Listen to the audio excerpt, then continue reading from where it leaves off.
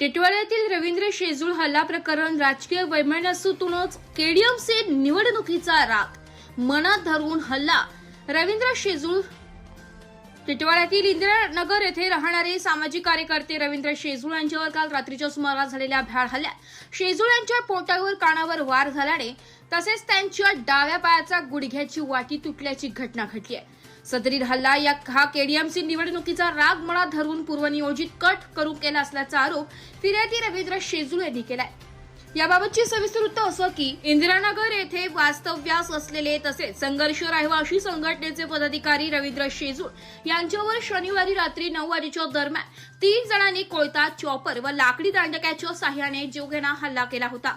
हल्लेखोर हा स्थानिक रहिवासी व खासगी वायरमॅनचे काम करणारा अर्जुन शर्मा व अन्य 2 अनोळखी सवांनी ग्लोबल चाळीतून जात असताना अंधाराचा फायदा घेऊन अर्जुन शर्मा याने रवींद्र शेजूळ यास मला 2 ते 3 दिवसांपासून नवीन गॅस कनेक्शन पाहिजे असे म्हणत थांबविले.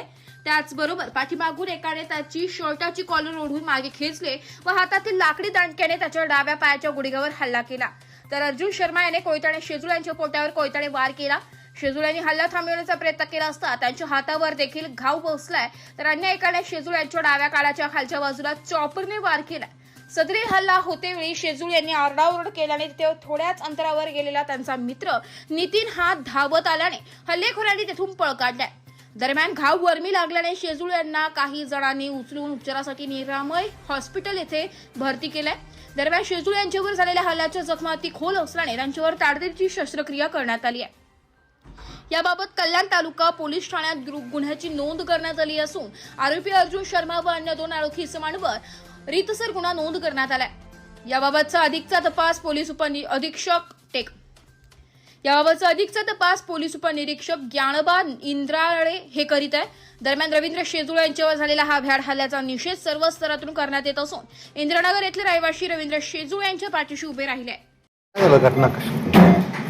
मी नेमकंच गाडी लावली त्यावेळेस अर्जुन अंतरी चिकन माझ्यापाशी बसला होता. येऊन कमीत कमी म्हणजे त्यांनी नियोजितच खेळ होता त्यांचे.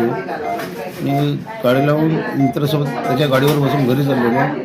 घरी जाता जाता ग्लोबल चाळीपाशी त्यांनी मला ते पहिलं अडवलं, विचारलं सिलेंडरचं मला कनेक्शन घ्यायचं आहे.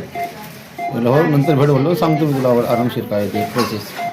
घरी जाताना दुसऱ्या पोरांनी मला मागं खेचलं की लगेच त्याने काठीने फटका मारला. तर आवाज दिवसात लगेच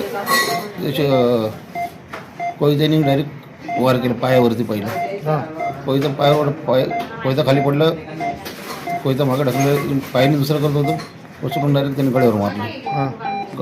हातावर पण मारला तितक्यात. जास्तच रक्त निघालं, मग पळून गेले तिकडे. कोण होता मारणारा?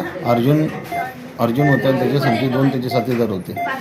3 ते 4 आता आज माहिती पडलं यांचे 4 दिवसापासून ते गस्त लावतात घराच्या अवतीभोवती. त्यांना कामावेळी मी त्यांना भेटतच नाही वेळेवर. असं झालेलं तिथे आमच्या इथे.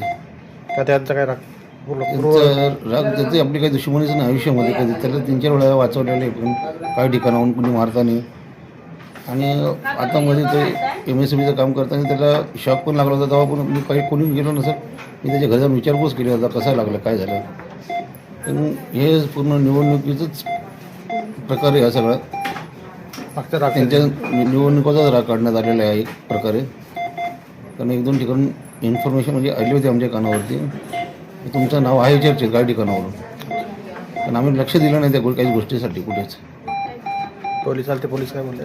पोलिसांनी विचारपूस केली, त्यांनाही सांगितलं. त्यांनी सांगितलं निवडणुकीचा तुम्ही डायरेक्ट काय बोलू नका, काय विषय तुम्हाला तुमचा काय विषय तोच सांगा फक्त होतं त्याचा तुमचा काय विषय. त्यांना ते सिलेंडरचा विषय बोललं, कोणते बोलले नाही सिलेंडरचा विषय हाच विषय घ्या बोलते, त्याच्याबद्दल निवडणुकीचा याच्यामध्ये काही तुम्ही बोलू नका.